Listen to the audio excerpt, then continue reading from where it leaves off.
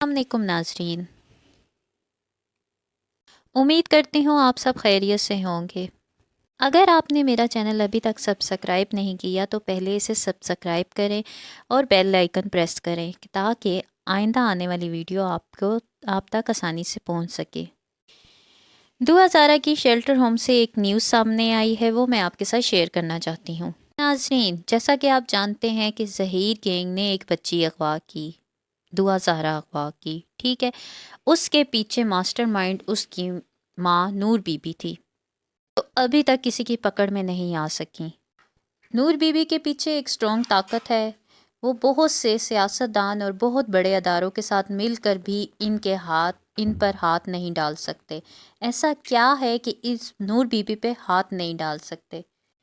ऐसे इसके पीछे कौन लोग हैं जो इनको सपोर्ट कर रहे हैं? मोजिज़ अदलिया के फ़ैसले को भी मुस्तरद कर दिया है। नाकाबिले वारंट गिरफ्तारी आते हैं तो उसको भी मुस्तरद कर लिया है। और ये चैनल्स पे बैठ बैठ के मजाक उड़ाते हैं। 4-5 यूट्यूबर को बिठा कर ये सब मिलकर मेहंदी अली काज़मी और उनकी बेटी का मजाक उड़ाते हैं। मेहंदी अली काज़मी की तज़लील करते हैं, उनकी बारे में इल्ज़ामात लगाते हैं, उनके लिए बुरे अल्फाज यूज़ करते हैं, गंदी बातें करते हैं, उनके लिए नाजेबा अल्फाज यूज़ करते हैं। मारूफ जर्नलिस्ट मुर्तज़ा डार ने शेल्टर होम से बच्ची के बारे में एक खबर बयान की। खबर ये है कि बच्ची वहाँ पर कुरान पाक पढ़ाती है, कुरान पाक की तालीमात देती है। बच्ची कुरान पढ़ा रही है, दीन की तालीम दे रही है।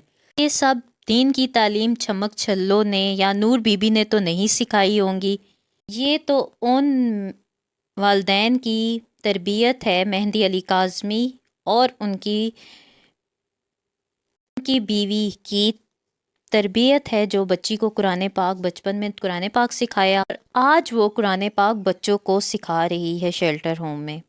मत चलो क्यों ना कि बच्ची की 70 लाख कीमत लगाना चाह रही थी, बच्ची का मजाक बनाना चाह रही थी, उसके वालदैन का मजाक बनाना चाह रही थी, उनकी तरबियत का मजाक बनाना चाह रही थी।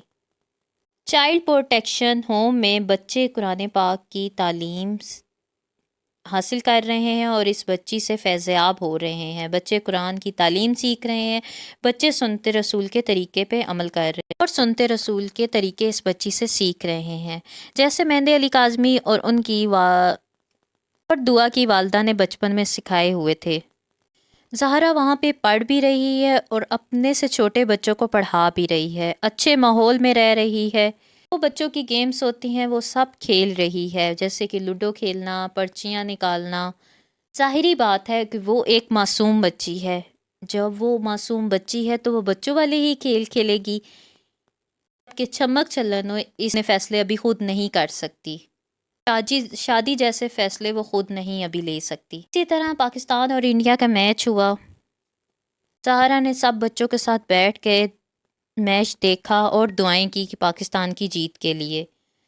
जैसे ही पाकिस्तान की जीत हुई उसके बाद बच्ची ने तालियां बजाईं और बहुत इंजॉय किया। पाकिस्तान और इंडिया का मैच सेलिब्रेट किया। पाकिस्तान और इंडिया की मैच में पाकिस्तान की जीत को सेलिब्रेट करने के बाद उसने तालियां बजाईं। के अलावा कहा गया है मुलाकात के हवाले से तो कोई मुलाकात नहीं हुई, वो सब फ्रॉड था। बच्ची से किसी की मुलाकात अभी तक नहीं हुई, वो सब फ्रॉड